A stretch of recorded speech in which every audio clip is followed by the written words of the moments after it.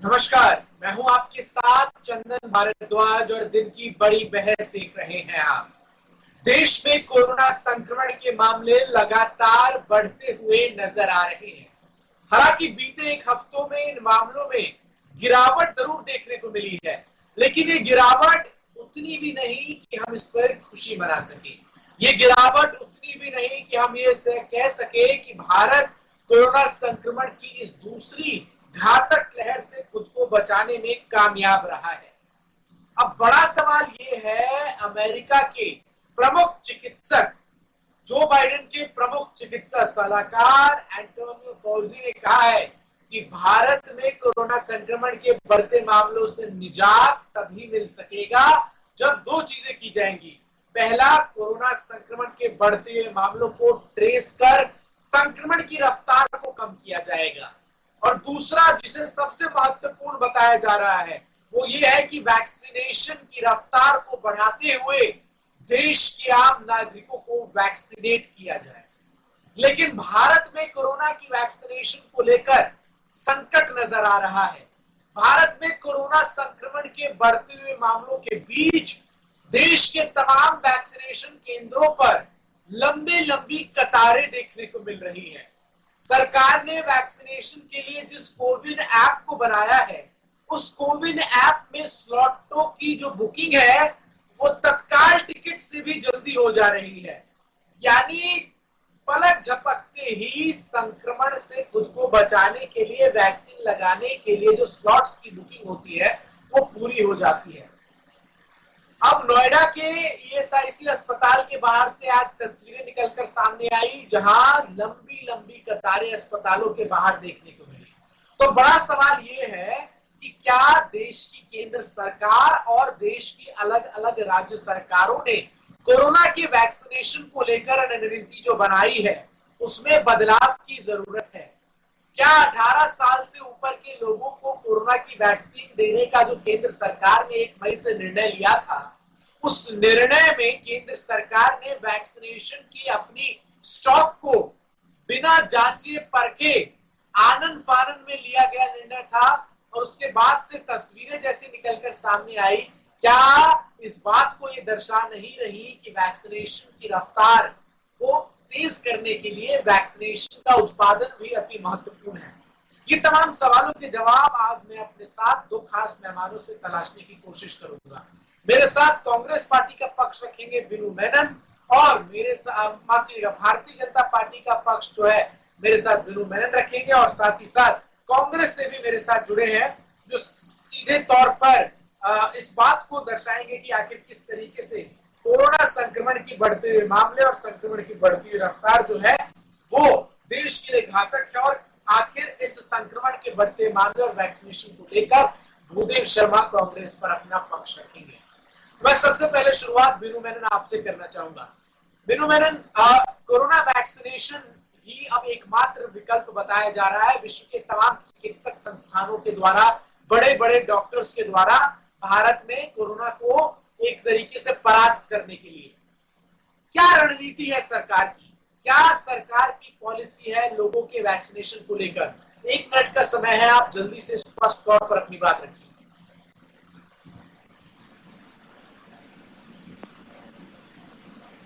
बिनु मेनन, आवाज आ रही है? जी बताइए। आवाज आ रही है आपको? हाँ जी आ रही है, बताइए। कोरोना संक्रमण को रोकने के लिए एकमात्र विकल्प जो विश्व के तमाम बड़े संस्था, बड़े डॉक्टर्स बता रहे हैं वो है कि कोरोना की वैक्सीनेशन की रफ्तार को बढ़ाना। केंद्र सरकार की क्या रणनीति है कोरोना की वैक्सीनेशन की रफ्तार को बढ़ाने को लेकर? 1 मिनट का समय है आपके पास, जल्दी से आप अपने ओपनिंग कमेंट्स रखिए। देखिए हर जी, वैक्सीनेशन ड्राइव को बढ़ाया जा रहा है, वैक्सीनेशन की उपलब्धियां कराई जा रही हैं। साथ में आपने देखा होगा कि डीआरडीओ ने एक ऑरल पिल को भी मंजूरी दी है और उसको इफेक्टिव बताया है। तो इन सब तरीकों से क्या है, और साथ में क्या है, जो स्पुतनिक है उसको भी मंजूरी मिल गई है, स्पुतनिक को भी यहाँ पे मंजूरी मिल गई है, और वैक्सीनेशन के ड्राइव को भी बढ़ाया जा रहा है, वैक्सीनेशन मुहैया हो रही है। स्टेट गवर्नमेंट को कोऑर्डिनेशन की जरूरत है, स्टेट गवर्नमेंट कोऑर्डिनेट करे और ज्यादा से ज्यादा ये ड्राइव में योगदान करके पॉलिटिक्स ना कर अगर योगदान करें, मिलकर अगर काम करें तो बहुत कुछ हो सकता है। ठीक है, ये आपके क्लोजिंग ओपनिंग कमेंट्स है। भूदेव शर्मा, आपके ओपनिंग कमेंट्स। विश्व के तमाम वैज्ञानिकों ने, बड़े बड़े डॉक्टर्स ने कहा है कि भारत में संक्रमण की रफ्तार केवल और केवल अब वैक्सीनेशन को बढ़ाकर की जानी चाहिए। इस टिप्पणी पर आपकी क्या राय है और आपकी पार्टी की क्या राय है? बिल्कुल चंदन जी, ये बात बिल्कुल सही है कि अब अगर संक्रमण को रोका जा सकता है तो देश के अधिकांश लोगों में उनको वैक्सीन लगनी चाहिए। इसके लिए केंद्र सरकार को ये पहल करनी चाहिए थी। पूरे देश में 18 साल से उम्र के जितने भी लोग हैं, जितनी भी जनसंख्या अपने देश की, उन सबको वैक्सीन लगनी चाहिए थी। लेकिन आज जिस प्रकार राज्य सरकारें इसके लिए कदम उठा रही हैं, अलग अलग सरकारें अपने स्तर पर इसको फ्री कर रही हैं, वो केंद्र सरकार को करना चाहिए था। और ये इसको रोकना बहुत ही जरूरी है, क्योंकि देखिए अभी पीएमओ के जो वैज्ञानिक सलाहकार हैं उनका ये भी कहना है कि अगर इसको नहीं रोका गया तो तीसरी लहर और खतरनाक हो सकती है। तो इसलिए जल्द से जल्द केंद्र सरकार को पूरे देश में वैक्सीन की प्रक्रिया को बढ़ाना चाहिए और जितने जो सेंटर बनाए गए हैं उसमें कम से कम 10 गुना से अधिक की वृद्धि करनी चाहिए, तब जाकर के हम कहीं लोगों में सफलतापूर्वक वैक्सीन लगा सकते हैं। कमेंट हमने सुने, ठीक है, आपके ओपनिंग कमेंट्स हमने सुने। बिनु मैंने विश्व के प्रतिष्ठित मेडिकल जर्नल है द लैंसेट, उसने कल अपनी एक रिपोर्ट छापी है जिसमें उसने भारत में बढ़ते हुए कोरोना संक्रमण के मामलों के लिए केंद्र सरकार की नाकामयाबी को सबसे बड़ा वजह बताया है। रिपोर्ट में साफ तौर पर कहा गया है जिस तरीके से संक्रमण के बढ़ते हुए मामलों के बीच धार्मिक आयोजनों को अनुमति दी गई, चुनावी रैलियों को अनुमति दी गई, चुनाव कराए गए, ऑक्सीजन को लेकर देश में इंतजामात नहीं किए गए, वैक्सीन स्टोर किए जाने के बजाय विदेशों में भेजी गई वैक्सीन डिप्लोमेसी के तहत, ये वो तमाम बड़े कारण है कि आज भारत की इस तरीके की स्थिति है। क्या आप लोगों ने उस रिपोर्ट को देखा है? देखिए, सबसे पहली बात, जो ये पेड रिपोर्ट्स हैं ये ऑथेंटिक नहीं है। अच्छा, ये पेड रिपोर्ट जहाँ पे देखिए, जहाँ पे WHO या UN जो है केंद्र सरकार की काम को सराह रहे हैं और अंतर्राष्ट्रीय स्तर पर जो इंडिया है वो दूसरों के हेल्थ पर भी उतरी है और उस हेल्थ का जो नतीजा है, जो वैक्सीन प्रोवाइड करने का जो हेल्थ का जो नतीजा है वो आज हमें वो मिल रहा है, चाहे वो कॉन्सेंट्रेटर्स के माध्यम से हो, चाहे वो ऑक्सीजन के माध्यम से हो। सारी चीजें जो इंटरनेशनल लेवल पे हमारे को जो आज हेल्प मिल रही है वो हमारे एक केंद्र सरकार की जो विजन था और विजन को लेकर जो अंतर्राष्ट्रीय स्तर पर इस कोरोना के लड़ाई में जो हमने योगदान दिया वो है। और आप देखते कि जैसे मैंने पहले भी कहा कि स्टेट गवर्नमेंट्स को पॉलिटिक्स ना कर इसमें योगदान करना चाहिए। आप दिल्ली एक एग्जांपल लीजिए।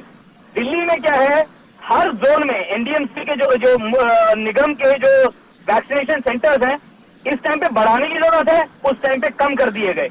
40 सेंटर को दिल्ली में कम कर दिए गए।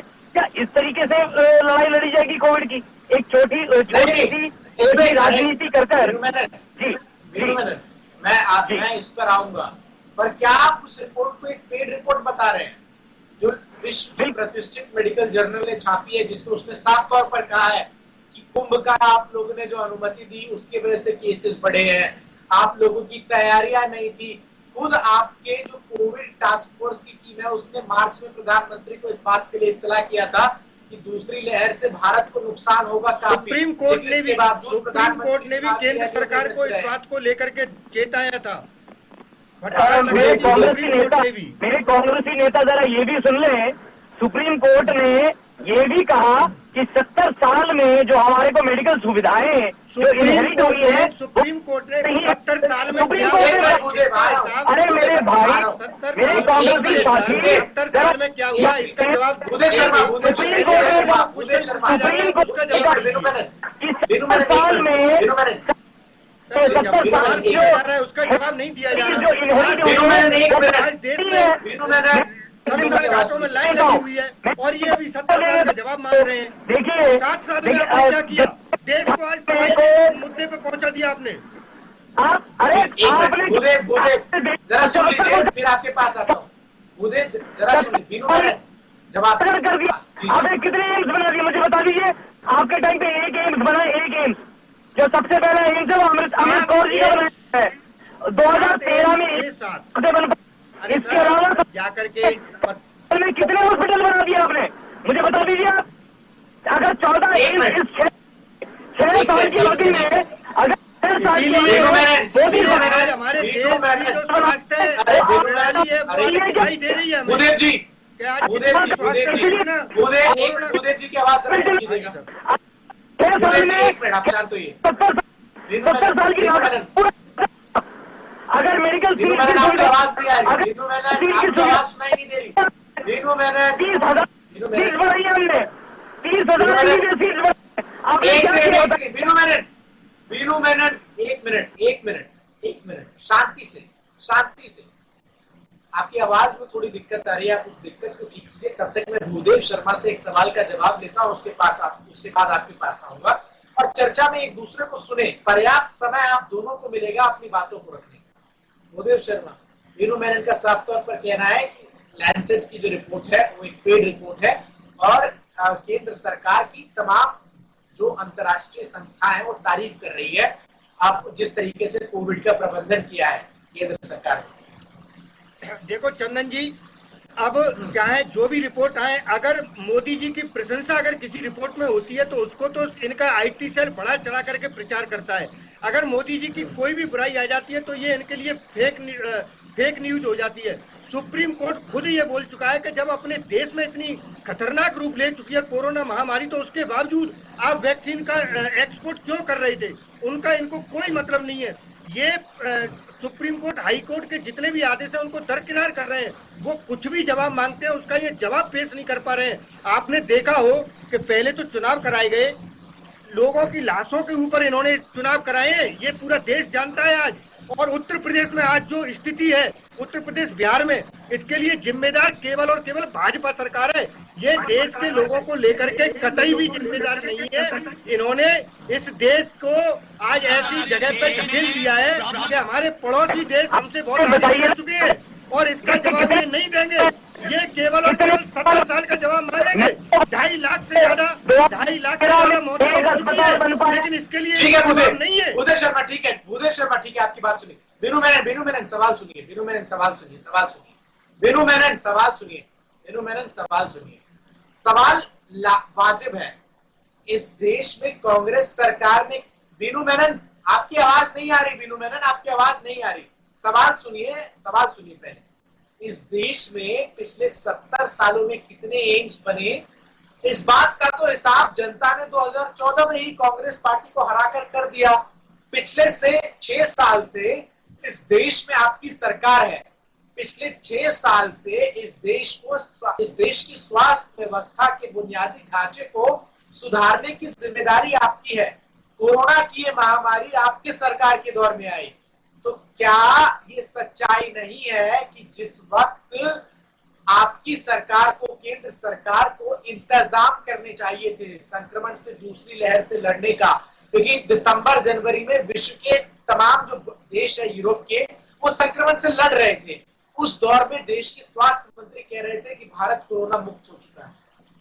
चंदन जी देखिए, हाँ, जब ये सेकेंड वेव की बात आवाज नहीं आ रही, मेरी आवाज नहीं आ रही? वीनू मेनन की आवाज नहीं पहुंच पा रही है। अब मेरी आवाज आ रही है? जी अब आ रही है। हाँ, मैं ये कह रहा हूँ कि देश में जब संक्रमण बढ़ा और सेकेंड वेव की जो बातें हैं, इसका इंफॉर्मेशन जो है स्टेट गवर्नमेंट्स के साथ साझा की गई थी। 162 पीएसए प्लांट सैंक्शन किए गए। दिल्ली एक एग्जांपल है जिसमें 8 पीएसए प्लांट सैंक्शन किए गए, जिसमें स्टेट गवर्नमेंट ने सिर्फ 1 पीएसए प्लांट लगाया। आप देखिए, सिर्फ 1 हमने पूरा पैसा आवंटन किया। जनवरी में पूरा पैसा आवंटन हो गया था पीएसए प्लांट्स के लिए, पर स्टेट गवर्नमेंट ने सिर्फ 1 पीएसए प्लांट लगाया। तो किसकी कमी रही? जनरल जी मुझे बताएं। और जहां तक पीएम रिलीफ फंड की बात है, पीएम रिलीफ फंड से पूरा पैसा आवंटन किया गया। केंद्र ने स्टेट को आवंटन किया, पैसा आवंटन किया, प्रेशर प्लांट्स लगाए। पर स्टेट गवर्नमेंट जब पैसा खाकर एड्स में पैसा लगा रही, केजरीवाल सरकार एडो में पैसा लगा रही थी, जब 8 पीएसए प्लांट के सैंक्शन हुआ तो कैसे करेगी? अब सारा काम केंद्र सरकार के ऊपर कर रहे हैं।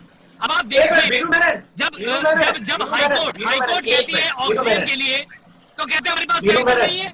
हमारे पास टैंकर नहीं है। तो पूरे एक साल में इन्होंने किया क्या? 10,000 करोड़ का बजट है दिल्ली का। तो आप संक्रमण के मामले दिल्ली में नहीं बढ़ रहे बीनू मेनन, संक्रमण के मामले केवल दिल्ली में नहीं बढ़ रहे, गुजरात में भी तो बढ़ रहे हैं। पंजाब की बात कर रहा हूं, पंजाब में देखिए चंदन जी, आप पंजाब में देखें, वेंटिलेटर्स धूल खा रही हैं। जो वेंटिलेटर्स वहां के लोगों को, वहां के मरीजों को मुहैया होनी चाहिए, वहां पे 269 वेंटिलेटर्स धूल खा रही है। और बिहार में एम्बुलेंस धूल खा रही थी। और केंद्र सरकार ने जो किया, देखिए मेडिकल ऑक्सीजन 18 मई को 7,287 मेट्रिक टन प्रोड्यूस हो रहा था, वही 30 अप्रैल तक 9,250 मेट्रिक टन ऑक्सीजन प्रोड्यूस करने लगे हम। तो हमने हर चीज में इंप्रूवमेंट किया है। ऑक्सीजन की सप्लाई है। बीनू मेनन, अरे एक मिनट, सवाल तो सुनिए भाई। बीनू मेनन, आपको पंजाब के वेंटिलेटर धूल खाते हुए नजर आते हैं, लेकिन आपको बिहार में एक सांसद के घर के पीछे, जो कि आपकी पार्टी के पूर्व मंत्री भी रह चुके हैं, उनके घर एम्बुलेंस खड़े हुए नजर नहीं आते। आपको बिहार में एम्बुलेंस की कमी के कारण दम तोड़ते हुए लोग नजर नहीं आते। तो अगर आपकी केंद्र सरकार और आपकी पार्टी ही ऐसे राज्य और केंद्र की राजनीति करेगी, तो फिर संक्रमण से कैसे जीतेंगे आप लोग? केंद्र और राज्य की राजनीति नहीं है यहाँ पे एमएलए तो लोग बिहार के सिलेंडर भर देते हैं। एमएलए बिहार के एम्बुलेंस क्यों नहीं दिखते? दिल्ली में ही देखिए, एमएलए ने सिलेंडर भरा।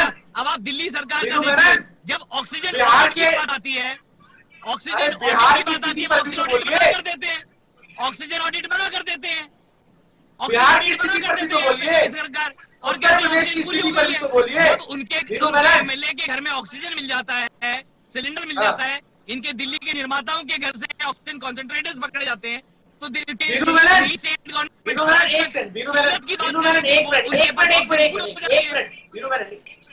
या तो सिर्फ एक मिनट, आप अपनी बात बोल रहे, सुन ही नहीं रहे। आप चर्चा में आए, सवालों के जवाब देने, आप जिम्मेदार हैं, आपकी जिम्मेदारी है आपके राजनीतिक दल की।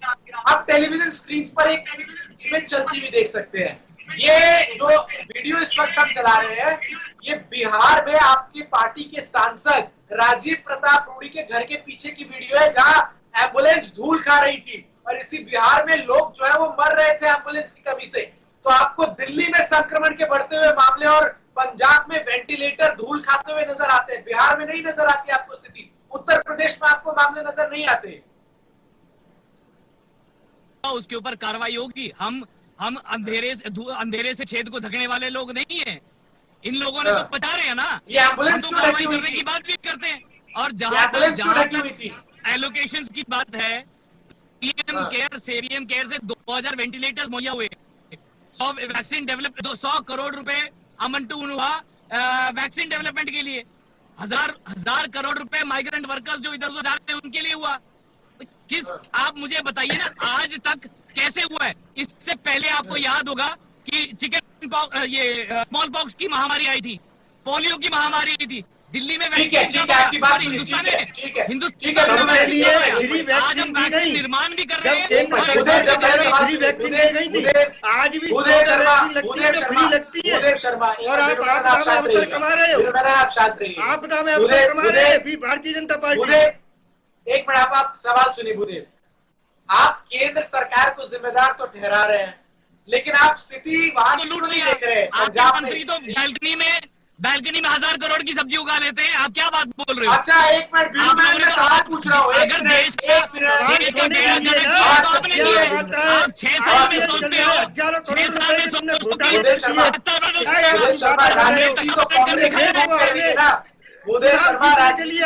देश को तो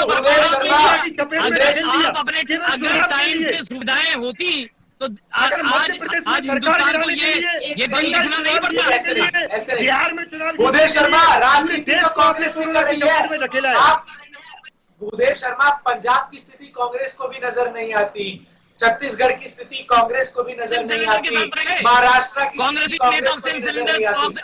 पूछ रहा हूँ, बिल्कुल शांत रहिए। महाराष्ट्र में दवाइयों की ब्लैक करते हुए कांग्रेस की सरकार है, वहाँ पूरी अपनी दम पर कांग्रेस सरकार लड़ रही है। महाराष्ट्र में देखिए कंट्रोल में आ रही है स्थिति, राजस्थान की आप स्थिति देखिए, आपकी महाराष्ट्र में मिलीजुली सरकार है, वहाँ तो 100 करोड़ रुपए आपने वसूली के लिए 1500 से ध्यान दे दी कराते हुए देश में जो दवाइयों की कालाबाजारी में जीतने में लगे हुए थे।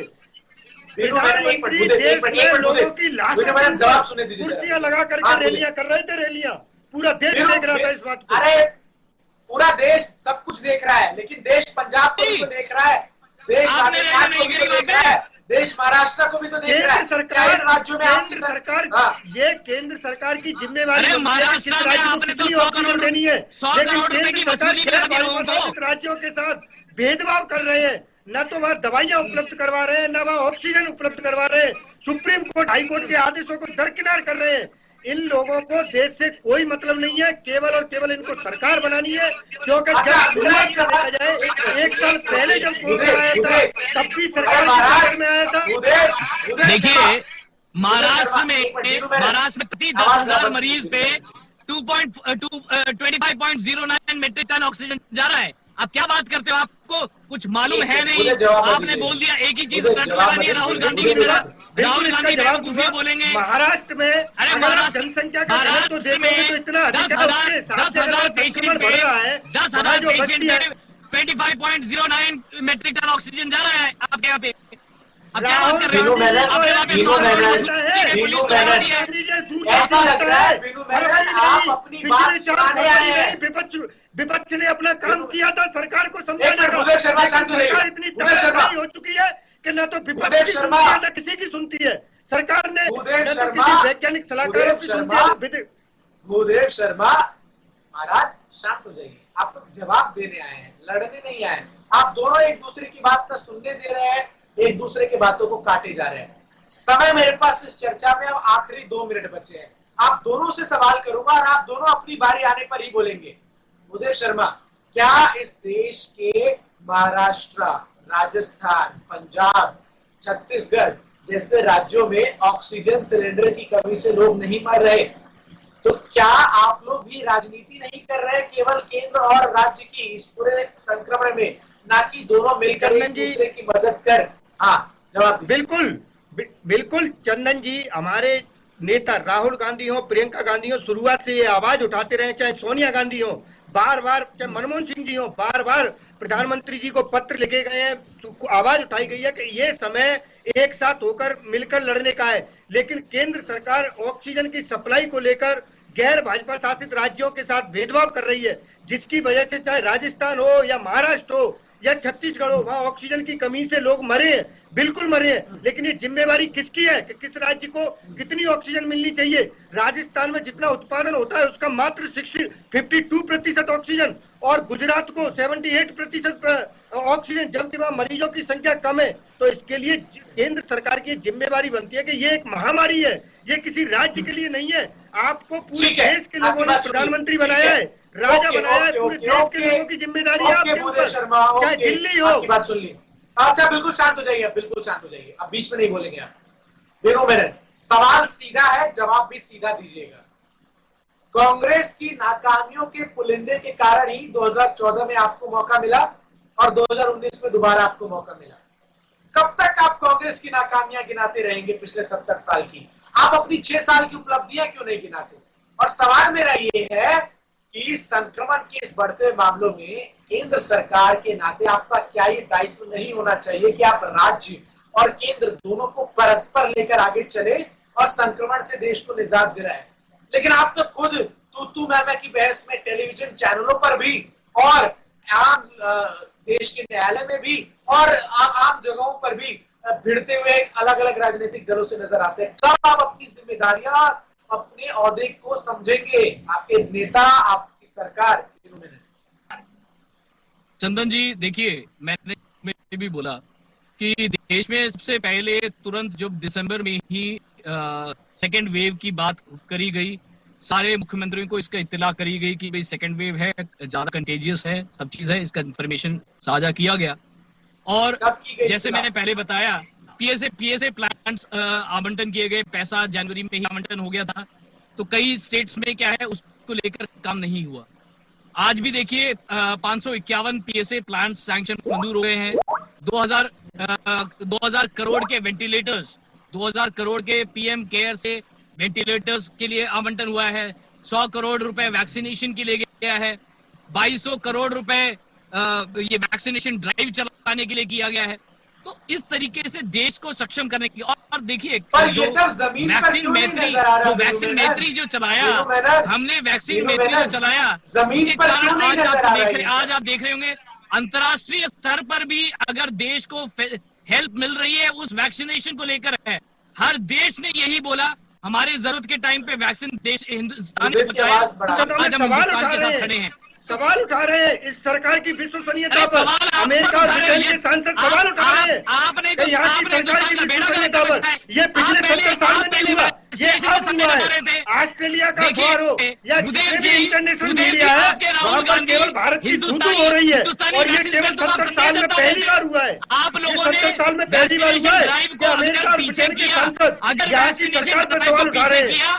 ये इसका पूरी की पूरी जिम्मेदारी राज्य सरकार है, सुप्रीम कोर्ट और हाई कोर्ट में केस लड़ रही है। इनको शर्म आनी चाहिए कि राज्य सरकार सुप्रीम कोर्ट हाई कोर्ट में केस लड़ रही है। केंद्र सरकार वैक्सीनेशन की बात करते हैं। केवल जमीन पर चीजों की कमी नहीं नजर आ रही। आप लोग जिस तरीके से टेलीविजन डिबेट्स में भी, ये संक्रमण का दौर है, महामारी है, अच्छा ये होता कि आप टेलीविजन चैनलों पर बैठकर एक दूसरे का साथ देते हुए नजर आते। ये कहते हैं कि केंद्र सरकार के नाते हम अपनी जिम्मेदारी को समझते हैं और राज्य सरकार के नाते आप अपनी जिम्मेदारी को समझिए। लेकिन दुर्भाग्य शायद यही है इस देश का कि चाहे त्रासदी हो, महामारी हो या कोई आपदा हो, राजनीति कहीं भी खत्म नहीं होती। आज मेरे पास समय इतना ही है। बहुत बहुत शुक्रिया बीनू मेनन आपका और भूदेव शर्मा जी आपका कि आप दोनों ने अपना पक्ष रखा। जिस तरीके से संक्रमण के मामले देश में लगातार बढ़ रहे हैं, देश के राजनेताओं की स्थिति तो आप भली भांति देख सकते हैं। तो अब विकल्प के तौर पर आपके पास जो कुछ बच रहा है वो ये है कि आप अपनी बारी आने पर कोरोना का वैक्सीन लगवा लें और खुद को सुरक्षित रखें, मास्क सैनिटाइजर का प्रयोग करते रहें और सोशल डिस्टेंसिंग का पालन करें यदि जरूरत से बाहर जा रहे हैं। बहरहाल आज के लिए इस बड़ी चर्चा में बस इतना ही। कल फिर हाजिर होंगे एक नए विषय के साथ। मुझे दीजिए इजाजत।